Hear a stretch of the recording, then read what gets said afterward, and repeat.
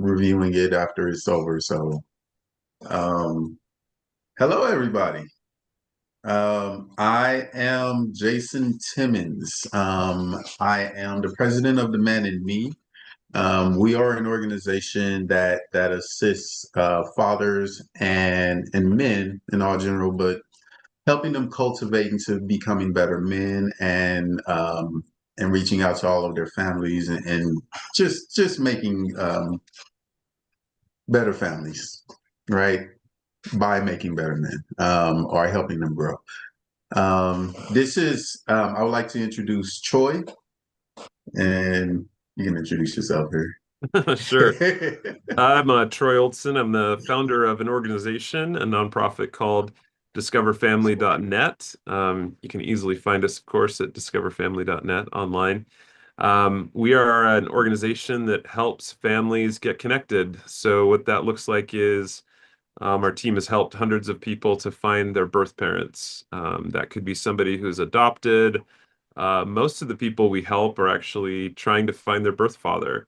And yeah, we use all kinds of cool technology we'll be talking about and cool approaches that have helped us to help a lot of people. So got connected with you guys, the man and me, and it just man, we're just pulling the same direction. So really grateful to be here.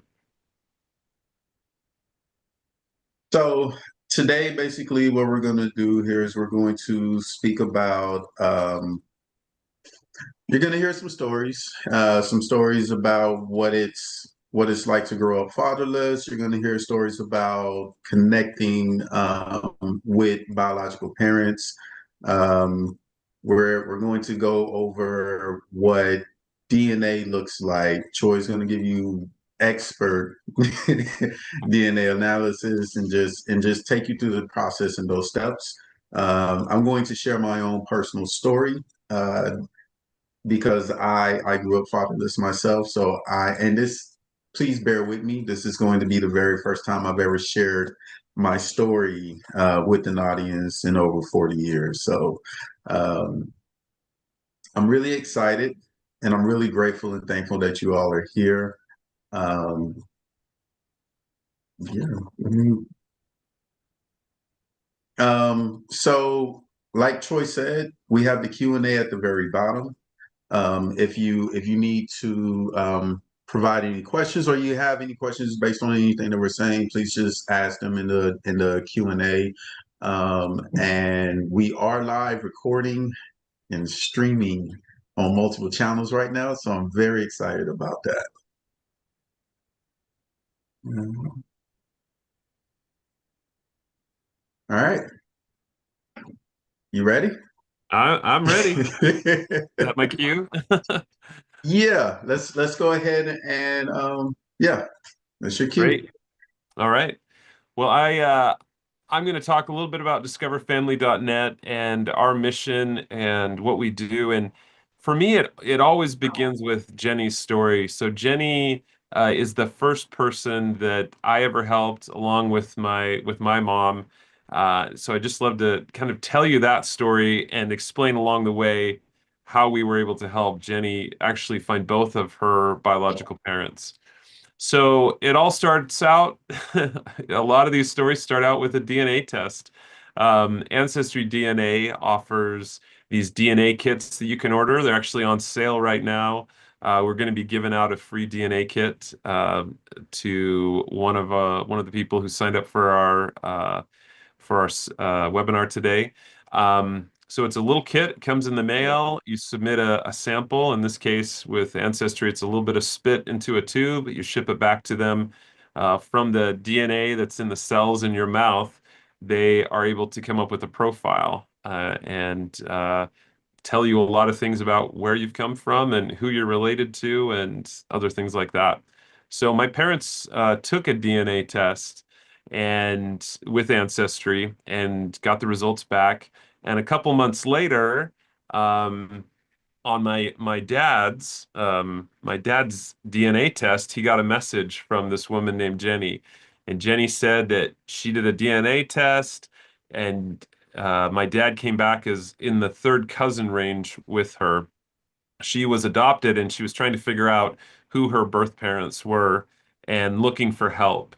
My mom sent me this message and said, "Hey, knowing that I do like online investigation and things like that. I just love Sherlock Holmes and I love things just like this." So she said, "Hey, should we help her out? Do you want to help?" And I said, "Yeah, let's do this. Let's jump in." From the day that she emailed us, which was May 28th of 2018, it was actually exactly 30 days later, 1 month later, that I was able to reach out to her birth mom and have the first conversation with her birth mom after we'd solved the case.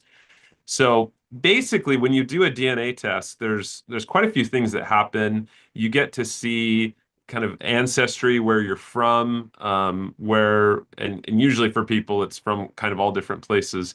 But for us as search angels, as people that help people find their birth family, what's most important to us is the matches, meaning other people who have taken a DNA test and how closely you're related to them. So this is just an example. This is actually from my son.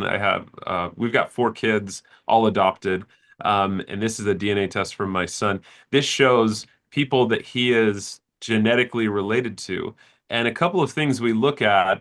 The centimorgans. You can see this first match. He shares 1,808 centimorgans with that person, and that helps us understand how closely that that he is related to that person. We take these numbers, the 1,800 centimorgans, and then we go to what's called a centimorgan chart, and we're able to eliminate all the possible relationships. So if the self is right here, kind of in the middle, based on how many centimorgans, you can see what possible relationships you have to that person. So we're able to take all the different matches, and in some cases, it might be a pretty distant match, like a second cousin or even further. In the case of Jenny and my dad, he was actually a third cousin range. So we're able to look at all the different DNA matches, and then we build out family trees for those different people, and we can start to see where those family trees connect, and then we figure out where the person we're helping fits into that tree, and hopefully from that we can figure out who their birth parent is or the person that we're looking for. Here's a picture of Jenny and my dad the first time we got to meet. They shared only 106 centimorgans across 5 segments, but what's really important is that 106 centimorgans. So with those matches, again, we're able to go in and then see, you can see Candace here, for example, has a big family tree. She's built out a family tree of like 719 people. So that's what we really like to see is the centimorgans being high, the family trees. In some cases, limited cases, we've solved cases in like literally like 20 minutes. I think 20 minutes is our record. Wow. Sometimes it can take days or even weeks to solve a case as we have to build out the family tree. And sometimes we're building out these enormous trees. The other day I saw a family tree that we had built. Lori, one of our search angels, had built, and it was over 600 people. So imagine just building out these enormous family trees, figuring out how they all fit together, and then figuring out where the person that we're helping fits into those family trees. So Wow. with Jenny, we actually also got, because she was adopted, she got what's called non-identifying information. So this is information about her birth parents that gives height, some insights there, information about allergies or medical history and things like that. But it doesn't have any information about their names or who they are, just non-identifying information. So that's kind of how we went at this. We had her DNA, we knew who her matches were, started building out family trees, and at this point, my mom and I we didn't even know what a search angel was. We didn't know that there were people out there doing this kind of work. Um, and I do online research. I do digital marketing and online research for my day job. So we were actually able, with some of that information, to determine that this woman that we were looking for the birth mom kind of first as a priority. That she went to a certain high school, And her picture is actually on this page. Pretty exciting. At the time we found the yearbook, we didn't know exactly who she was, but it was great to be able to go out and do that online research, back it up with the DNA to start finding the person that we were looking for. And so many times it's in the little details. And in the case of Jenny's case, the non-identifying information said that one of her grandparents had been a county clerk. And a county clerk, that's not very common, you know. Every county has a clerk, and sometimes those clerks can serve for years and years and years. So we knew that was one of those potentially really important details, that if we could build out this family and figure out what county and what the, you know, at the time of her birth, who was the clerk, that might help us break the case.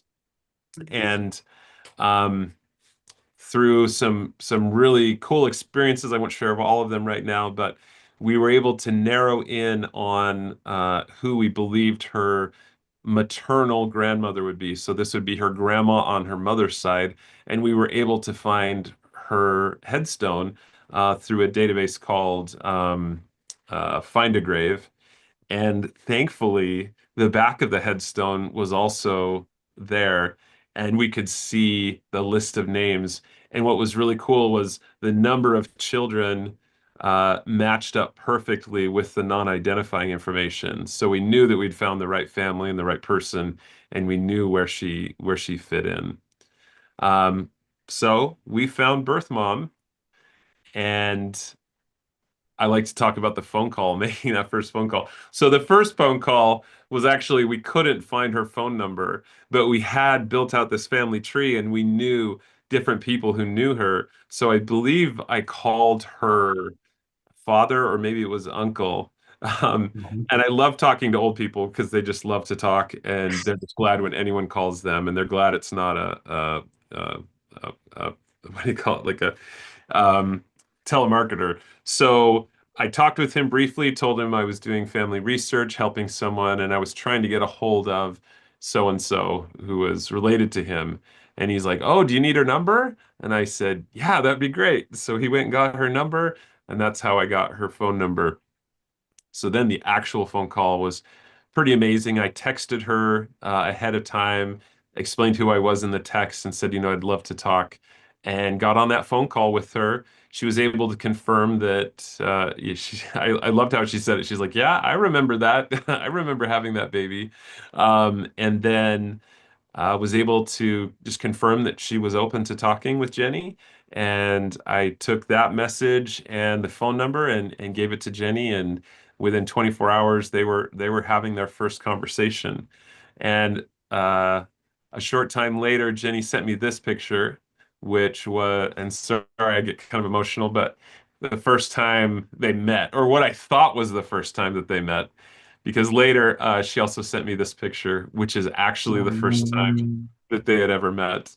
Um, just a really beautiful experience. We were also able to connect her with her birth father, where she was able to have a connection and a conversation with him. Here's the first picture together. And I love, one of my favorite things to do is get the high school pictures. And they've had some adventures together also. But I love getting the high school pictures because they're usually like approximately the same age. So we're able uh, to see that. I love the side-by-side pictures. And on the first Christmas since they'd been reconnected, one of the things that Jenny always wanted to know was, what was my name when I was born? What did they call me? And come to find out, there were these little baby booties that they would hang on their Christmas tree every year. So they'd always remember her. And that was her Christmas gift from her mom, was these little baby shoes that had her birth date on it and the name of what they called her when she was originally born, before she was adopted. So super cool story. What I love to think about is, Jenny, when she was emailing literally hundreds of people when she got the DNA test and was trying to connect with the family and figure out where she was from and who her birth parents were, she did not know her family tree. Like if you drew her family tree, it would be just like her name. But then after we were able to solve the case, this family tree just explodes and you're able to see like where she fits in and get so much history on both sides. And I've only expanded like one part of the tree right there. This is even a bigger tree than you can imagine. So what is our mission at discoverfamily.net? Um, After that search with Jenny, I wanted to know how many people are like Jenny, how many people need help, how many people want to find their birth family, want to find birth dad, and don't know how to do it. So, being a digital marketing person, I went to a tool that Google has, and I started searching up keywords like this, like find my dad, find my birth family, how to find an adopted sibling, biological parents.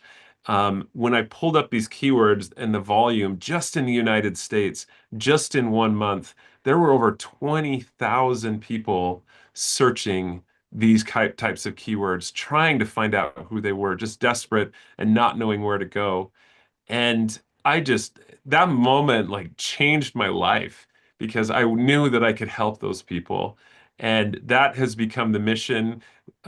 We have grown. We've got a team of volunteers now that help people.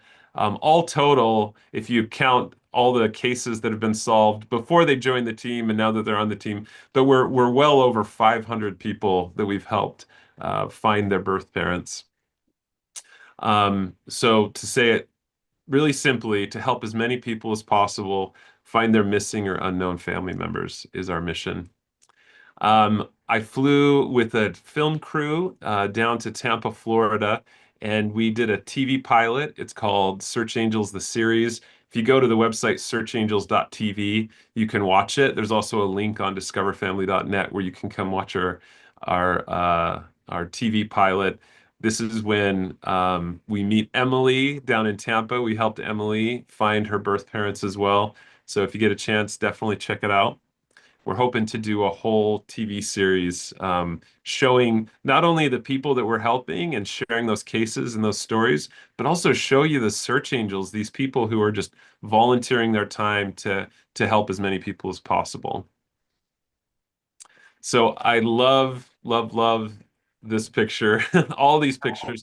These are pictures of people that we've helped. So to call out a couple, Kim and Chuck up in towards the top left corner. We helped Kim find her birth father. Next to that is Kristen and her birth dad, Troy.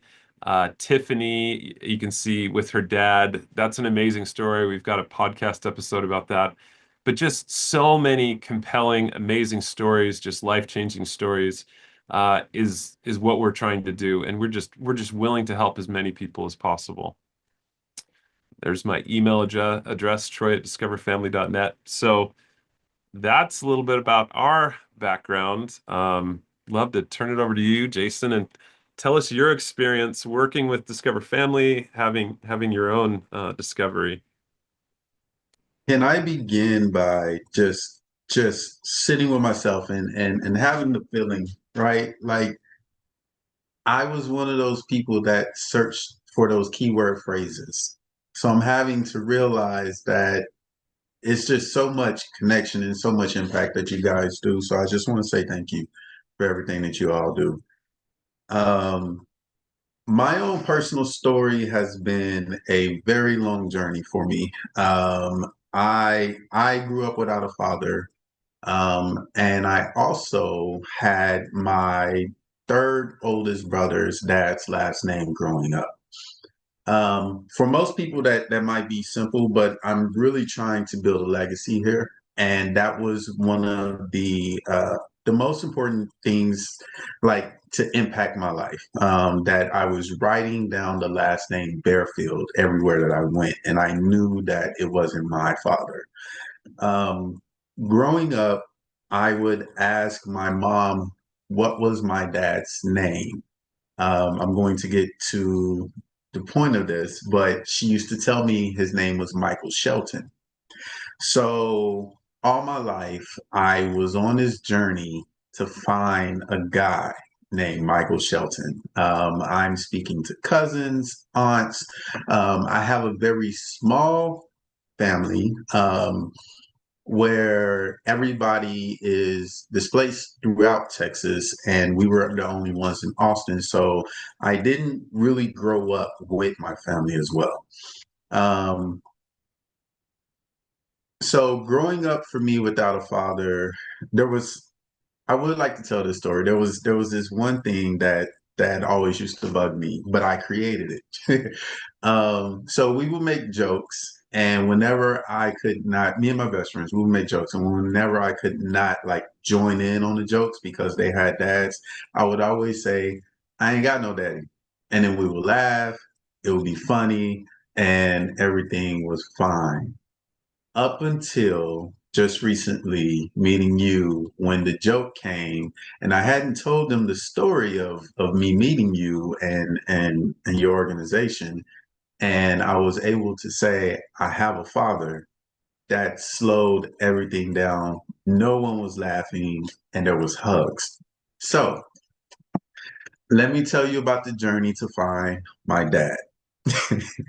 um it was 2 years ago, and my my life partner Jasmine, she purchased me Ancestry for my birthday, and I was so excited. I was so excited. She knew how much it meant for me to find my father.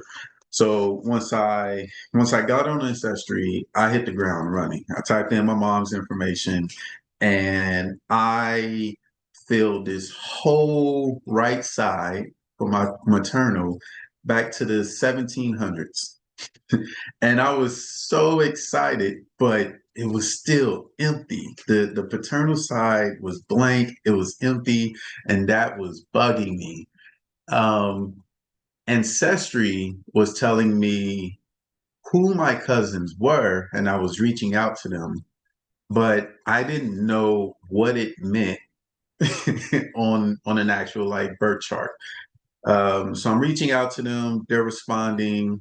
They're saying, I don't know, no Michael Shelton, because I'm still looking for this Michael Shelton. Um, and and I'm seeing people who look like me for the first time. I'm going through their ancestry, and I'm seeing a guy who has my face, and I'm weirded out, and I'm having all these emotions. And then one day, I used that keyword search, and discoverfamily.net showed up. And so I reached out, and it was just for me, I was like, if they can help, they can help. If they can't, they can't. Boy, did they help. so so so for my birthday, so actually it was in February. Discover Family was able to provide me with all the information. And I don't even want to like fast forward too quick because it was so enduring every single step of the way. When I reached out and said, "Hey, this is who that I'm looking for my birth father," their response was so genuine. They really treated me like as if I was a part of the family, right? And they started providing me with results. And the next thing you know, I have this big packet, and I now know who my great grandmother is, who my great grandfather is. There's newspaper clippings showing the background for who my uncles are, and we still don't know who my father is yet. But now I know like who my aunt is and all of those. Um, Up until the point where we're now able to decide it's within three individuals. And it became really, really easy for me because two of them had never been to Texas. um, so, so they also provided the Facebook of each of the individuals. So I reached out to who is now my first cousin, my uncle, um, my aunt, and my I receive now they start working within the family and they're trying to figure out who my dad is. But I have already determined who it is because there was only one that's been to Texas. So then I send them a message, this long message, and I'm letting them know, hey, I believe my dad is Marion Timmons. I have a name. My dad has a name. It's not Michael Shelton. They were able to provide me with the fact that my dad name was Marion Timmons. Um, and my brother calls me. I now have a new half brother who is 60 years old, and I'm looking at this name on my phone and I'm freaking out. I am jittery. I am it just filled with emotions. And the very first words that he tells me is, "Hey, what's going on, little brother?" And I can't tell you how that felt. Um, I asked him if he wanted to do a DNA test, and he said, "Nah, I know you, my little brother." Um, so after that moment, about a year later, my spouse, Jasmine, for my birthday, picks me up and she flies me to Miami. I've never been to Miami before. This is my very first time. I'm really excited. I've been all over Florida, but I've never been to Miami. Just to find out that Miami was the birthplace of where for my father. Um, and then she tells me, "Don't think too much. Don't just allow me to just take you wherever I'm taking you. Just let it flow." So she takes me to my to a home 2 hours away. She walks me to the front door. I'm still like, I'm not gonna overthink this. I don't know where I'm going. Let's see what happens here. And opens the door, and it's my uncle. Um, it's my uncle and his wife, and now my little baby, their little dog Gracie. And this is my very first time meeting someone on my father's side. As a part of the story, my father is deceased. Um, and just before I had the opportunity, my aunt is now deceased. And this is my very last uncle. He's giving me all the stories of who my father is. He loaded me with a photo album full of photos. And and I have I'm receiving closure to what I've always wanted. I had in my lifetime, I had a bunch of men that were in my life that were not consistent or they might have failed me in some type of way. I was able to embrace the simple fact that these like my uncle calls me almost every day just to check in. He calls me. Um, my brother came the next day. We sat down, we had breakfast. I received all of his childhood stories. It's you provided us with the opportunity to build our family. Um, and I'm just so grateful. Today, I haven't shared this with you yet. I am a week away from going to San Antonio and meeting my other first cousin and her son. So it's like a never-ending journey. One of my aunts was just in Dallas and invited me to the graduation for her daughter. So it's a blessing. It's the best way that I could say that. Um, so that's my story. I would like to show you a picture of me and my dad. Um, So this is my dad. We're about the same age here. Um, and I have the better hairline. I wish I could crack jokes with him, right? Um, but this is what really determined it all for me. Being able to see, hey man, I now know where my nose comes from, right? It's like I was wondering why the top of my head was so skinny.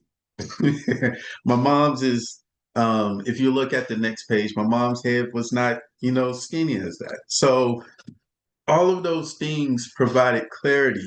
We were essentially the same height. My personality traits, who I am as a person, I'm very joyful. I joke a lot. I'm hearing all of these stories about who this guy was and how I became who I am, even without him being directly in my life. I know through biology, chromosomes, where I'm coming from. Um, the importance of fathers in everybody's lives. If my story isn't enough, I need you to know that we are needed. I I am the president of the Man in Me, and everything about our organization is about uplifting dads, uplifting men, so that we can have better families. Everything about my life and how I operate my family within my home, how my daughters hear my voice and see me every day, how we play Uno games and board games, family game night, how we created a mission statement. Um, all of that is because of my lack of having a father. And it's also the reason why I work for a nonprofit. I'm on the board for two nonprofits. It's all about community work. It's created the trajectory of where my life is going. Um, that's my brother. My brother is 6'3", 6'4". He's towering over me, right? But probably one of the top 10 funniest men I've ever met in my life. And I know that both of us get that from our dad. Um, so I just want to take a moment just to say thank you again. Um, I want to say thank you. I want to say this is how deep it is for me. I want to say not only thank you to you, but thank you to your mom who reached out to say, "Hey, I think we should connect with him more. I think we should connect with the Man in Me more. I think that we are all in alignment and we should be working together." Um, this is this is family. We've created family, and I really appreciate every single thing about discoverfamily.net. I have to say the whole thing. But Thank yeah, you, Jason. I'd love to. When you reached out to us, you said, "Hey, you knew me as Jason Barfield, and I'm Jason Timmons now. Can you just tell that part of your story? I think it's so cool." um, so even that within itself is a whole thing for me, right? So you hear about women getting divorced, but you don't see the back end of it all, right? So even with the name itself, and me saying I'm changing my last name from Bearfield to Timmons was the most important thing for me.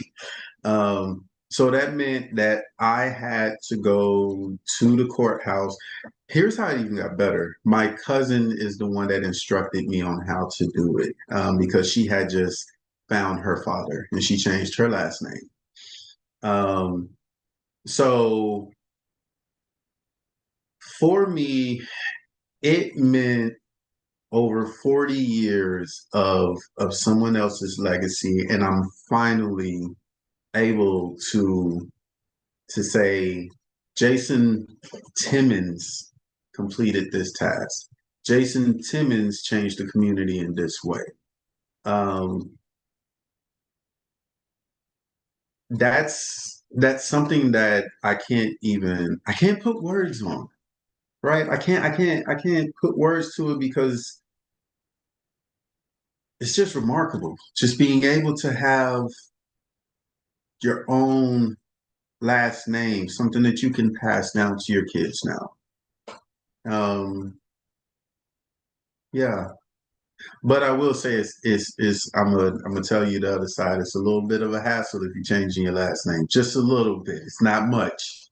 It's not much, but once you change your email, that email is something serious. But having the email with your last name is even more. It's like I have my power now. It's like I felt powerless throughout my life, and now I'm empowered, stronger. I don't know how to. Yeah, It's awesome. that's a great question. I've frequently had people say, this is the most emotion I've ever felt in my life. A lot of times it's a roller coaster. You know, Jenny, she went on to create a blog called The Adopted Ride, and the logo's got a little roller coaster in it because it ups and downs, and you know the excitement of finding it and then finding out that your birth father had passed away, so you wouldn't be able to meet him, at least in this life. Was that your experience too? Was this one of the most emotional things you've ever been through? It was, but even you made me think. Even though not even just for myself, right? So I reached out.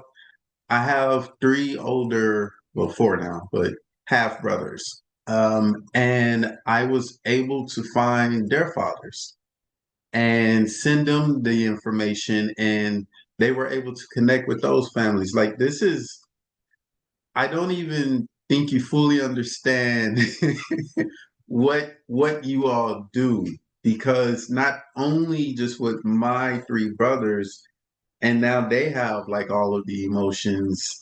Now my uncle is calling, and I have all of these different cousins that are now saying, "Hey, how did you do it?" It's like we just pushed over the domino. We have the domino effect now.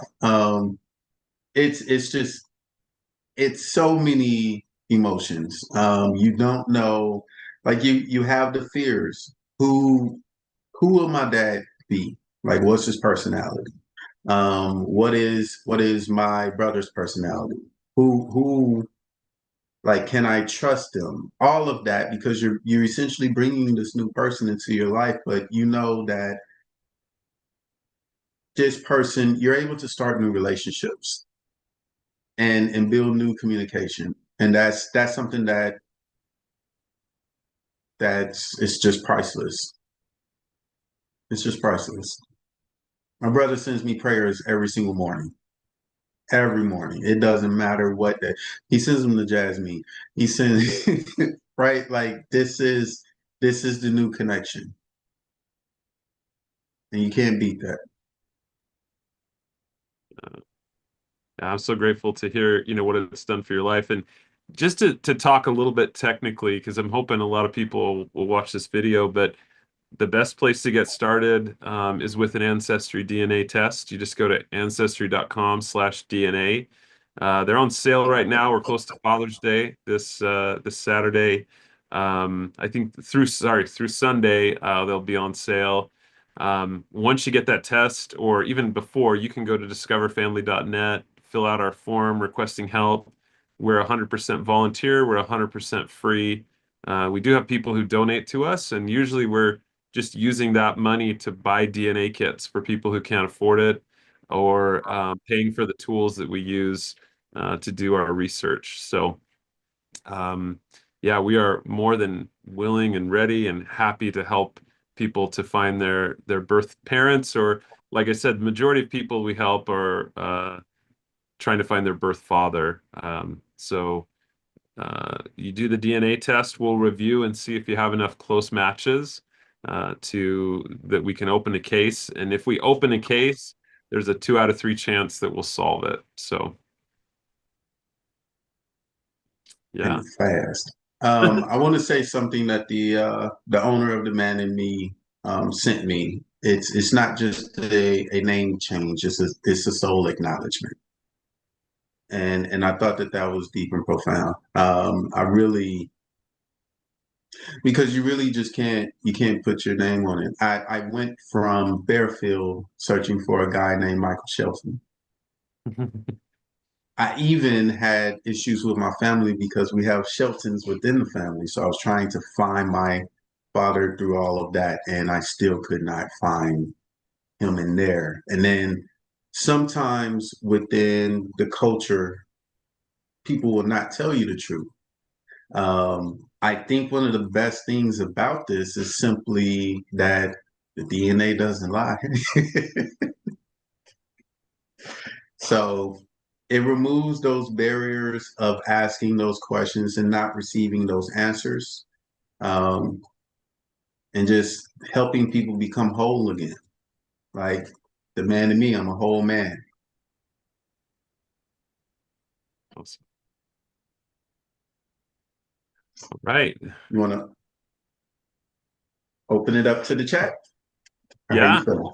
If you guys have questions specifically about doing a search or a question for Jason and his experience or whatever, there's a Q&A box at the bottom of your screen. You just hit that and you can type in a question. I think I can turn on chat as well too if people have questions there, but I think you've got some questions there, Jason. So I don't know if you want to.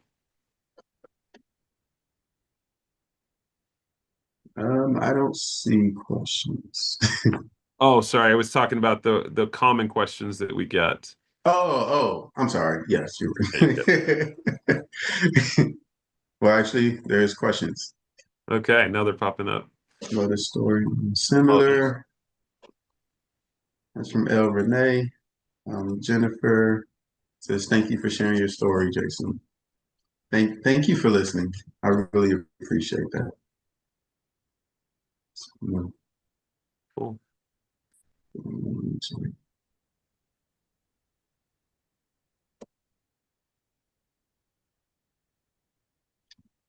Um, I'm sorry, one moment there. You bet.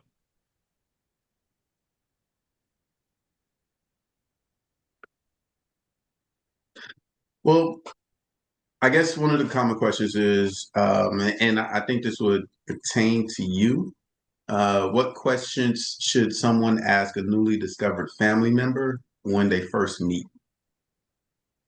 Yeah, that's a good question. So when we've been able to confirm, using DNA, that's kind of the hard evidence, the concrete proof, and you start talking with somebody, I think a lot of times, I saw this with multiple stories where um, you want to kind of know everything all at once, right? You've had, especially somebody like Jenny, she wanted to know from sh when she was a little kid. She'd been thinking about her birth mom and her birth parents since she knew she was adopted. So when she makes that connection, like you just want to like, I want to know this and I want to know this and I want to know this and I think you've got to really just kind of temper your expectations first that I think it's hard sometimes for people to realize that person, especially the birth father, they might not even have known about your existence. So right from the beginning, you don't have any shared history, right? You don't have a background. There's not necessarily trust established there. So people are going to be pretty guarded just as as they are, right? And I think you've got to just be patient in talking and asking the questions, take the time, get to know them, just who they are, know about their lives, and build that trust to show, hey, I'm a trusted person. If you want to share personal things with me, that's okay. I think people kind of want to rush back to the scene of the crime. That's not a crime, but the scene of the incident, like, where have you been? what a lot of times people want to ask, like, if you would have known about me, what would have been different? But I would say, take the opportunity just to learn about their history, like where they came from, the stories about their parents and their family, um, what are their interests and things like that. Just as you would any other person, don't necessarily rush ahead to those really personal questions until you've established that relationship. Because again, you don't have a shared history, and you need to establish that trust before you can expect, trust questions that are going to be really deep and personal. So cool. We got more questions come in. Ooh. Yes. I think that top one is for you. What happens when if you find your birth parents, but they don't want to be found and a reunion goes wrong? Yeah, great question. So it I think, in a lot of cases, people feel, especially with adoption, people feel like they were rejected. There was something wrong with me. I was rejected for a reason. They didn't want me. And that can happen again. They call it like the second rejection if you're, I would say, almost too aggressive about the outreach. Um, I usually find birth parents are kind of on a spectrum. Like on this side of the spectrum is we've, messaged birth moms and they're like, yes, I want to talk to her right now. Give me her number. I've been waiting, decades for this phone call and to talk with her. That's like one side of the spectrum. On the other side, we've had some pretty horrible responses where, I mean, just to be honest, one person said like, I should have thrown that piece of trash away, or, things like that. Or a lot of times they're in some of the what I would say like saddest responses have been like, the nuns told me that they would never find out or no one would ever know, and I'm a Christian and this will ruin me if people find out I had a baby. So there is that risk. So I think the outreach, you have to be really delicate. We typically recommend reaching out directly to the person so the message goes only to them, not to another family member. And then you can simply first ask for medical history. I mean, in most cases, no one's going to deny, okay, I'll give you medical history, or family history so you have that information. Um, you can ask, for clarity, but I think in a lot of situations, like people, placed for adoption or weren't able to be there for a reason, and it's probably better for that person not to. So I try and prepare people before the outreach to let them know about that spectrum. And it is so important just to have a safety net, right? Of people who know about your search, know about your journey, and can be there no matter what the response is.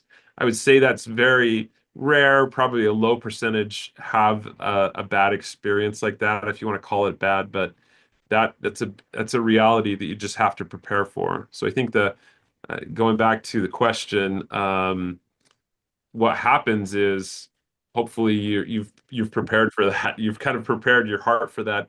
But even at that, I would say almost every case, I'm trying to think of one where this hasn't happened, we find another family member who is interested in having a connection, who is open and able to connect. Like that happens in almost every case. Like sometimes it's not the birth parent, it's like an aunt or a cousin or somebody else that's interested in still having a connection and be there. In fact, in one of the pictures that I showed in my presentation where it had all the family pictures, um, birth dad didn't want anything to do with the person, but the rest of the family like literally embraced her, and it was just a beautiful experience. So it's not always what you expect, but just being prepared for that, and again having a safety net of other people who are helping you in the search, or at least there to support you no matter what the results are.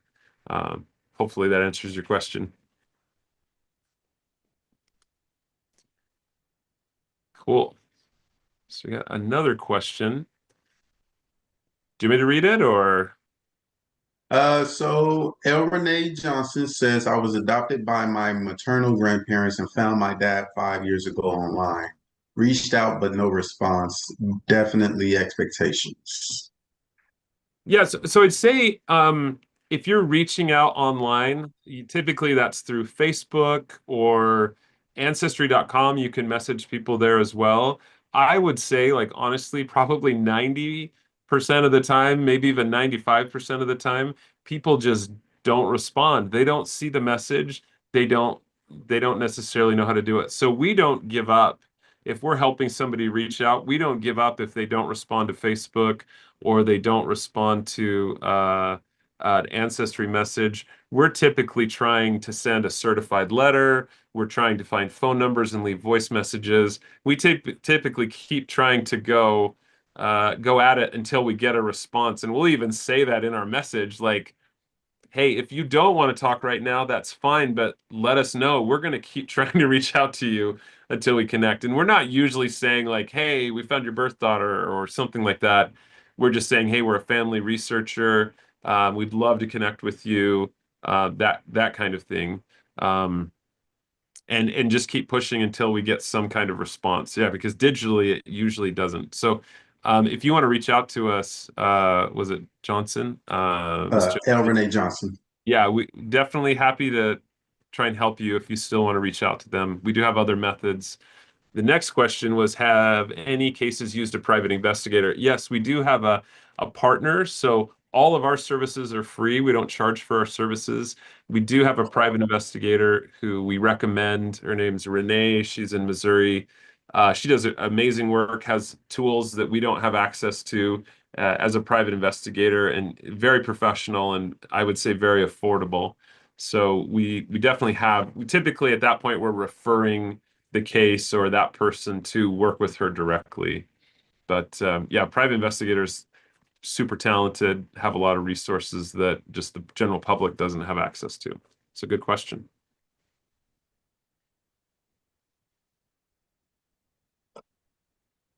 Right. Do one more common question. Yeah. Just FAQ. How has discovering your roots changed the way you parent? Uh, I would say for me, it's, I think even before the finding my father, because of the absence of a father, I needed to be extremely involved in everything that they did. But also just, and it also led me to being like life coach and researching like, or getting into a relationship with a therapist. And now my head is just, all right, we cognitive development. What are we doing here? But it made me just way more intentional with my why and my purpose of being a father. It's the reason why I introduced myself to the owner of the Man in Me the very first day. It was because I wanted to become a better father. I thought I was an amazing father, and then I placed myself through the 8-week program of cultivating fathers, and I left that program even better, right? Just from a financial standpoint of budgeting to being able to speak with um, different resources. It was a very amazing program for me. So I would say it made me a lot more intentional and also made me listen more, um, allowing them to have a voice, hearing, but then also making sure that in every single step that I'm advocating. We have a family saying in here that we only tell the truth. We don't lie to each other ever. Um, and I've noticed that even with this, they have questions about who my dad was and all of that process. So it even I would say it even brought the family closer together. So, if I could just add, two big events really trigger people to reach out to us. I mean, people reach out to us at all different stages of life, and but there's two common times that we get people reaching out when they have a child themselves. So when a mother is giving birth to her first child and she wants to know about her birth mom or birth father, uh, that time, something I feel like changes and motivates people to be like, I want to know who they are and they went through this with me. I want to connect with them or I want to understand who it is. So we see that a lot. And the next one is people later in life, typically in their 50s, when either the adopted parents who raised them or the person who raised them passes away, and they just feel like they just lost an anchor, right? And they start really questioning their biological roots and where they came from because they just lost that connection that they had. Um, so I see that as definitely affecting what kind of person and parent you are and grandparent that you want to be. Just wanting to know and having that curiosity and not really, not giving up to do whatever it takes. I mean, I've talked to people who are like, man, I was searching all night long, and then right before morning, like I found your website and I filled out the form. So I see that just curiosity and that drive in people, and I think it makes them a better parent just because the parent that they wanted wasn't there, and they don't even know who it is. So I think it makes it more tangible in that sense. So in the same way, my wife and I, we've got 4 kids adopted through foster care, but there were 9 years from when we got married to when our first child that we adopted our first child. It was 9 years. And I tell you what, that was 9 years of wanting to be a parent to where we finally got our kids. I know that made me a better parent having that 9 years of waiting. So, yeah, just a couple thoughts there. Wow. I feel like we need another webinar so we can hear your story. Yeah. I did want to add on to one of the questions from earlier. I want to say that I live by and my family live by you can only control yourself. So I went into it all understanding that if rejection happened, it's outside of my control. So that allowed me to just allow it because not everybody responded. And that made it okay for me because I did what I needed to do. It was the only thing that I could control, which was reaching out. So I do want to say that just in case if you have any fear, um, always allow yourself, I encourage you to just reach out anyway, just to find out. You never know. Right. Awesome. We have about 2 minutes left.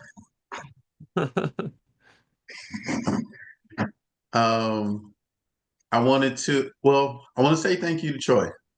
I want to say thank you to Troy and the team. Um, First off, just once again receiving messages from your mom. That was so endearing. I just want to say thank you to everything that you do. Thank you for providing or shining light on dark areas for the people that are live with us, but also will be viewing this later. Um, you, you, you and your angels, y'all are amazing. So I just want to say thank you for that. Well, thank you, Jason. I love this work, and I think I can speak for everyone on our team that this is just where our heart is. There's something magical and truly beautiful about just helping someone do something they can't do themselves, right? And I wish I could spend all day, every day working on this, and maybe one day I can. But I know there's a lot more Jasons and Jennies and people out there needing help. So we're just gonna keep keep working away at it. And right now, we don't have any cases in the queue. Like literally, most of my search angels are sitting on their hands right now. So we're ready for more cases. If you know someone, go ahead and share this webinar with them, share our website. We are ready and willing to help as many people as we can. I will say the same. If you know of any fathers, any men that are looking to grow professionally, to grow internally, like physically, mentally, emotionally, then please have them go to demandingme.org and just fill out the contact us page. Take a while to just look around. We do have a couple of events coming. I know that this Saturday we're doing Ironbound, which is a ruck march for all men. We're going to do a 5K as if we were in the military. I'm gonna get out there with my old military body. I'm going to get out there. I'll be there. And then also at the end of the month, July 28th, if you're all of this is in the Austin area, but if you're in the Austin area, please come out to Family Day at the park. If you have any questions, please let us know and we can send that information to you, or you can reach out to us on social media. Some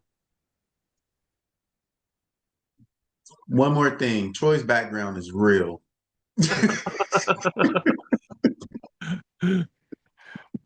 Thanks. Um, Confirmed. You can see it's, yeah, this is my office. um, but that's it. Troy, I want to thank you. Oh, I want to thank you for your time. Isaac's just asking if we've got Ooh, more webinars in the works. So yeah, I don't know we have one scheduled, but stay tuned.